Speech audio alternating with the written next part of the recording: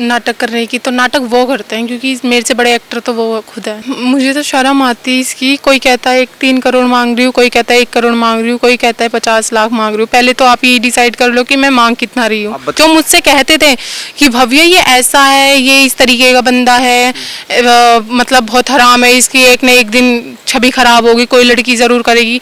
इस बीच में आज वही मेरे खिलाफ बोल रहे हैं। इन्वेस्टिगेशन हो रही है, सीबीआई जांच करवाएं, नार्को टेस्ट करवाएं, और जो लड़कियां कह रही हैं कि ऐसा नहीं है उनका भी होना चाहिए। सबूत मेरे ख्याल से कोर्ट में ही दिए जाते हैं और कोर्ट में मैं दूंगी। देसी फिल्मों के अभिनेता उत्तम कुमार गिरफ्तार हो चुके हैं। उनको 14 दिन की रिमांड, पुलिस रिमांड पर भेजा जा चुका है। उन पर आरोप लगाने वाली अभिनेत्री मेरे साथ हैं, उनसे जानेंगे इस पूरे मामले पर। उत्तम कुमार को 14 दिन की हिरासत हो गई है, तो इसको आप कैसे मानते हैं? आपकी जीत है कह सकते हैं हम, कह सकते हैं कि सेटिस्फाई है।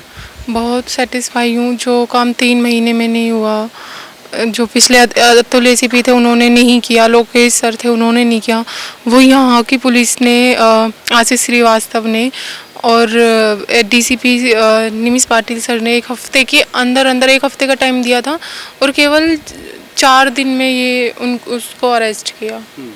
बचाव पक्ष यानी उत्तम कुमार के पक्ष का कहना था कि ये जो आत्मदाह क्या था, आपने वो ड्रामा क्या था, उस ड्रामे के प्रेशर में पुलिस आ गई। मेरे ड्रामे करने से क्या होता है, वो तो पुलिस को भी पता होगा, प्रशासन को भी पता होगा, वो तो निगाह देख के भी पहचान लेते हैं कौन सच है कौन झूठा है। तो और रही बात नाटक करने की, तो नाटक वो करते हैं क्योंकि मेरे से बड़े एक्टर तो वो खुद है। नहीं, एक्टर तो आप भी हैं ना, अभिनेत्री मेरे तो से बड़े हैं ना वो। अच्छा। उनको ज़्यादा पता होगा कि क्या एक्टिंग है क्या नहीं है। उन्होंने मुझे इतना मजबूर कर दिया क्योंकि मेरे तो जीने का कुछ रहा ही नहीं। उस टाइम पे भी एफआईआर लगा दी और मुझे एफआईआर तक का पता भी नहीं है कि लगाई भी है नहीं लगाई है। 28 तारीख को बोल रहे हैं, मैंने कल भी एक इंटरव्यू में बोला था, उधर के पक्ष में ये बोला गया कि 28 तारीख में एफआईआर लगा दी थी, तो जब निर्दोष साबित हो गया था तो दोबारा क्यों उठा ये केस। और मैं 5 तारीख में वहाँ गई थी लखनऊ में और मैं वापस आई 7 तारीख में। तो 7 तारीख तक भी जो ये थे अतुल एसीपी थे और लोकेश सर थे, उनका यही कहना था कि भव्या हम पे विश्वास रख, मैंने ऐसा कुछ नहीं किया, मैंने कोई चार्जशीट नहीं लगाई, मैंने कोई एफआईआर नहीं लगाई, सब तेरे फेवर में है, तू तेरी जीत होगी और अगर तो उसने गलत किया है तो उसको हम सजा दिलवाएंगे। लास्ट टाइम तक भी 7 तारीख तक भी ये बात कहते रहे कि एक तो सोशल मीडिया से दूर हो जाए, ये बड़ी ख़राब चीज़ है, इसी ने तेरी ज़िंदगी ख़राब की है, इस तरीके से उन्होंने मुझे बोला 7 तारीख तक। फिर मुझे डीसीपी सर ने बुलाया था अगले दिन, उन्होंने मुझे बताया कि आपका आयु चेंज हो गया है और मुझे पता भी नहीं कि आयु चेंज हुए क्यों हैं, किस तरीके से हुए हैं। तो हो सकता है कि लखनऊ से प्रेशर पड़ा हो क्योंकि आपने मुख्यमंत्री के आवास के सामने जो आत्मदाह की कोशिश की थी, उसकी वजह से सरकार ने ये आयु चेंज की हो या चीज़ें प्रेशर में आई हो। करना सर मेरा ही नहीं, मजबूर भी तो किया गया था ना। मजबूरी भी तो आप देखिए ना कितनी, मतलब मैं सारी चीज़ दे रही हूँ, एविडेंस भी दे रही हूँ, उसके बावजूद भी उसको निर्दोष साबित कर दिया जा रहा और मुझे बताया ही नहीं जा रहा। मुझे इस केस से बिल्कुल इतना गुमराह कर दिया कि मेरा केस नहीं किसी और का केस है, इस तरीके से मुझे गुमराह कर दिया। उनका परिवार कह रहा है कि ऐसा कुछ था ही नहीं, आप ब्लैकमेल कर रही हैं, 3 करोड़ रुपए मांग रही हैं उस परिवार से। मुझे तो शर्म आती है इसकी। कोई कहता है 3 करोड़ मांग रही हूँ, कोई कहता है 1 करोड़ मांग रही हूँ, कोई कहता है 50 लाख मांग रही हूँ। पहले तो आप ये डिसाइड कर लो कि मैं मांग कितना रही हूँ। आप बता दीजिए कितना मांग रही हैं। मैं मांगूंगी ही क्यों, नहीं पहले आप ही डिसाइड कर लो। शर्म आती है इस बात के लिए कि पहले तो आप मेरे करेक्टर पे जा रहे थे जब मैंने ये केस किया था, फिर आप ये बात कह रहे हो कि मैंने 3 करोड़ रुपए मांग। आपके पास कोई सबूत है? आप ये तो देखो ना कि आप कर क्या रहे हो, कह क्या रहे हो।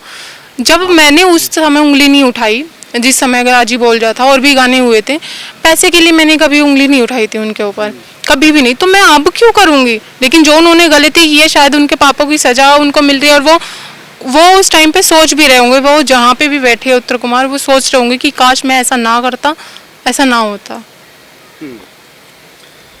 तो ये मानते हैं कि उत्तम कुमार को उनके किए की सजा मिली है? हाँ बिल्कुल, बिल्कुल मिली है और हर इंसान को मिलनी चाहिए उसके किए की सजा।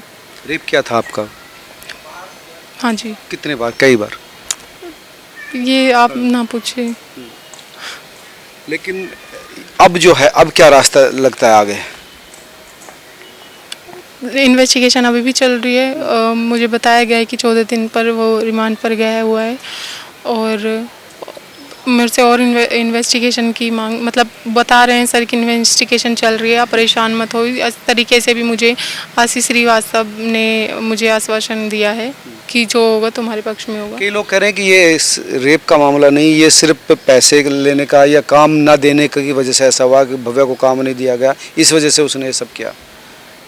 बड़े अफसोस की बात है कि वो लोग ऐसे कह रहे हैं, और वो लोग ये वो लोग हैं जो खुद उनसे लड़ाई करते थे पिछले 1.5 साल के बीच में। जो जिन की लड़ाई हुई है वही लोग उठ के आ रहे हैं, और वही लोग जो मुझसे कहते थे कि भव्या ये ऐसा है, ये इस तरीके का बंदा है, मतलब बहुत हराम है, इसकी एक न एक दिन छवि खराब होगी, कोई लड़की ज़रूर करेगी। इस बीच में आज वही मेरे खिलाफ बोल रहे हैं। अफसोस की बात है कि मैंने उनकी रिकॉर्डिंग नहीं करी। अगर रिकॉर्डिंग होती ना तो उत्तर कुमार को पता चलता कि जो तुम्हारे खिलाफ अब मेरे खिलाफ अब खड़े हैं वो उससे पहले मेरे साथ थे। अब मुझे नहीं पता उनको क्या लालच है कि अब पहले मेरे साथ थे फिर उत्तर कुमार के साथ थे। किसी के साथ रहते ही नहीं है वो।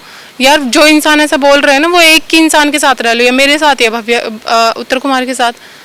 कई लड़कियां भी सपोर्ट कर रही हैं, उनका कहना था कि ऐसे तो है नहीं सर, कभी ऐसा मैंने देखा था इंटरव्यू, नाम तो खुल के ही आ ही रहा है। तो मैं तो उनसे भी ये बात कह रही हूँ, किसी के कैरेक्टर पे तो मैं अभी भी नहीं जा सकती, मेरा कोई अधिकार नहीं कैरेक्टर पे जाने पे। लेकिन इन्वेस्टिगेशन हो रही है, सीबीआई जांच करवाएं, नार्को टेस्ट करवाएं, और जो लड़कियां कह रही हैं कि ऐसा नहीं है उनका भी होना चाहिए। दूध का दूध और पानी का पानी हो जाएगा, होना चाहिए। जो निकल के आ रही है ना कि हमें नहीं पता, उत्तर कुमार ऐसे नहीं है, ये नहीं है, उन लड़कियों को ये भी पूछना चाहिए कि पिछले 2 महीने से वो थे कहाँ, किन के साथ थे। पिछले 2 महीने से मतलब कोई और भी थी उनकी जिंदगी में? वो तो उनकी पर्सनल लाइफ है, मैं नहीं कह सकती। बस जब वो सामने से खुद से उठ के आ रहे हैं तो मुझे तो बोलना ही पड़ेगा ना इस बारे में। उनकी बेटी कह रही कि गलत फंसाया गया मेरे पिता को, मेरे पिता ऐसे नहीं है और ये सिर्फ ब्लैकमेलिंग का केस है। आप अपने पिता को देखिए कि आपके पिता के ऊपर पहले भी कितने केस हो चुके हैं, कितनी लड़कियां उठ के आई हैं।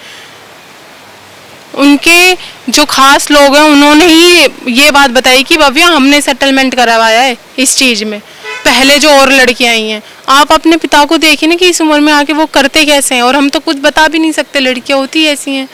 मैंने आवाज़ उठाई तो मैं गलत बन गई, और मैं पता नहीं कब तक गलत सहती रहूँगी। मुझे धमकियाँ भी आ रही हैं, अभी भी वहाँ कोर्ट में बात चल रही है, इधर मेरे को धमकी दी जा रही है। लड़की धमकी दे रही है आपको? हाँ, किसी इंटरनेशनल नंबर से। अच्छा, इंटरनेशनल नंबर से धमकी आ रही है? मुझे धमकी दे रही है। क्या क्या धमकी दी जा रही है? मतलब बहुत गंदा, बहुत अपशब्द बोला जा रहा है, बहुत गाली गलौज, तू निकल, तुझे मैं बताऊंगी, इस तरीके से। मतलब बता भी नहीं सकती मैं। उनके बेटे भी आए हैं, उनका कहना था कि नहीं ऐसा है नहीं, ये सब फंसाने की चीज़ है। पत्नी भी यही कह रही कि नहीं ऐसा कर ही नहीं सकते। काश आप उनको देखते और उन्होंने पहले ही रोका होता तो ये चीज़ होती भी नहीं।